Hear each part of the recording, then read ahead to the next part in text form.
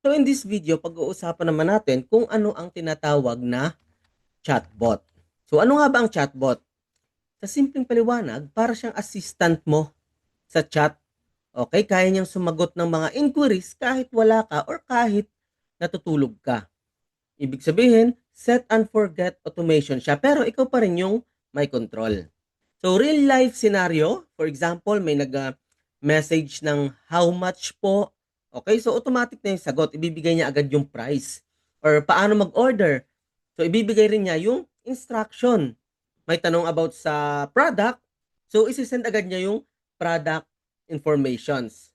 Okay, so ganyan ka helpful si chatbot sa business natin. So bakit kailangan natin ng chatbot? For example, nag-Facebook ads tayo, di na natin kayang sagutin lahat ng mga inquiries. Okay, so kailangan natin mag-chatbot or gumamit ng chatbot. At for example naman, may mga leads tayo or mga pumapasok sa messenger natin na hindi na natin na-follow up, so magagawa ni chatbot yon.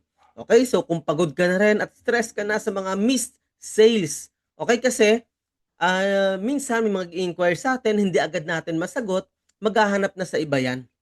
Okay, lalo kung busy tayo or tulog tayo, so sayang, 'di ba? Pero kung may chatbot tayo, ayan, it works 24/7 kahit busy or tulog ka. So sa manual, 'di ba, inaabot natin diyan puyat, stress, lost leads or prospects. Pag automated naman, kahit sabay-sabay pa yan mag-message, kayang sagutin ni chatbot. Okay, kahit gaano pa yan karami. So time saving siya and efficient.